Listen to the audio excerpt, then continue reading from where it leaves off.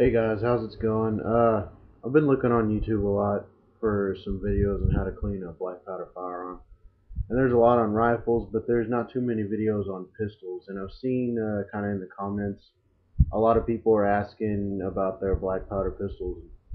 I've been a reenactor for 7 years with 12th Texas Cavalry out of Texas, obviously.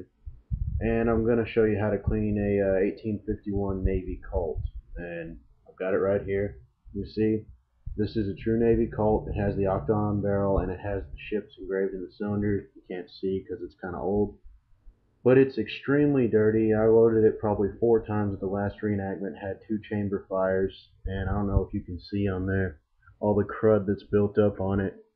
Black powder firearms are a lot more difficult to clean because black powder itself is more corrosive than smokeless powder. And once again, in the comments, I've seen some people asking how to take these apart, and it's relatively simple depending on how far you want to take it apart. The inner workings are actually kind of intricate, but I'll probably do another video on that later on how to take apart the whole insides and put them back together. But for now, on any kind of Navy Colt, Army Colt from 1951 or 1851 through 1864, I believe. They're going to be assembled. They're going to look a whole lot like this. The 60s models are a little bit smoother and kind of nice looking, but they're also more expensive here. You've got this little wedge you can see right here. A lot of them are locked in. Mine kind of just falls out. But you want to get like a ball seater or any kind of, there you go, we got a screwdriver. Tap it. There's a little pin that's going to break loose enough, and if it's built up in there pretty good, you might need to get a pair of pliers. Mine, you can just pull it out. Set that aside, don't lose it. If you lose that, you can't shoot your gun. A lot of times on a really dirty gun, it's going to be kind of stuck. All the frames going to be stuck together. So pull it to half cock. Put your, you can see the wall of your cylinder is under your plunger. Drop it down and hit it really hard. And that'll get your barrel coming out. You got to kind of wiggle it. And last easy, pull the cylinder off. Well, usually the first thing I clean on these is going to be the barrel because it's obviously the easiest.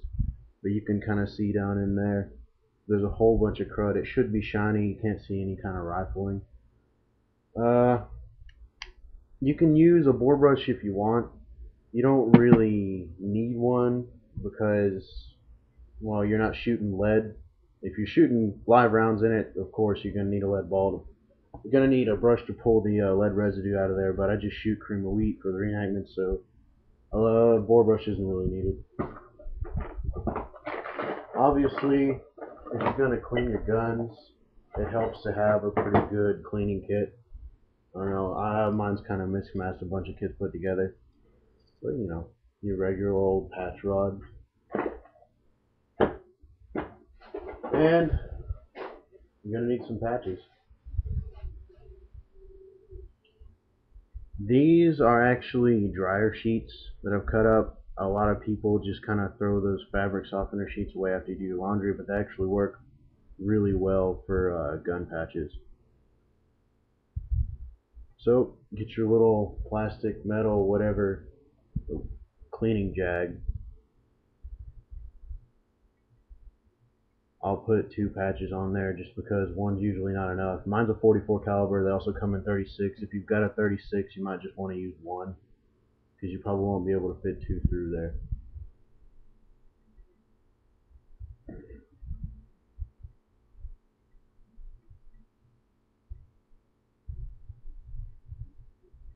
Alright, now we've got this.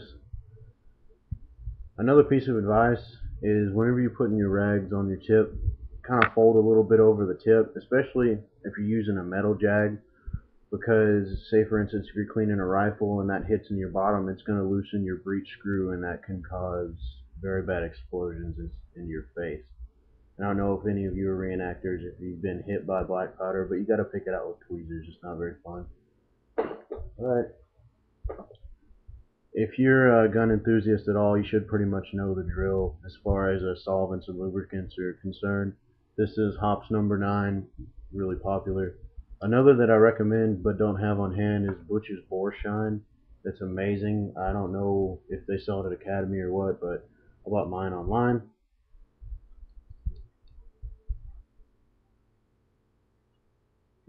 don't saturate it, because then you're gonna get crap all over your carpet or floor or whatever.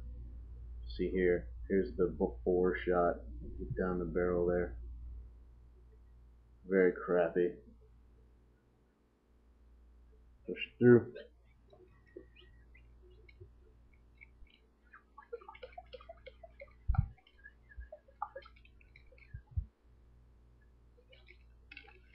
You can see just after one pass of this solvent, rags are pretty much black, but you start to see a little bit of shine down that barrel.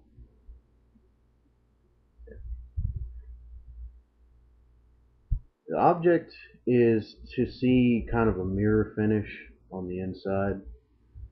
You don't want to have any residue, because a chemical property of black powder, being that it's got a percentage of sulfur in it, will corrode metal. It eats your guns horribly. You have to keep these really clean.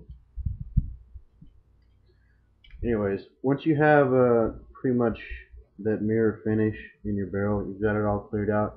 Another thing you're going to want to do, especially with the Navy Colts, is clean the inside of where the pin goes to hold the barrel on through the center of the cylinders. Because if that gets crudded up and rusted up and you keep it together and you throw it away for a while, it's going to lock your gun up and you can't get it loose.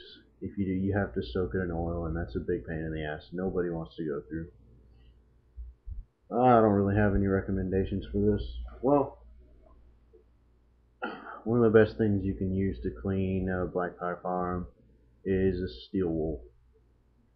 You can pull it off in little pieces. It's really cheap. You can use a SOS pad, anything like that.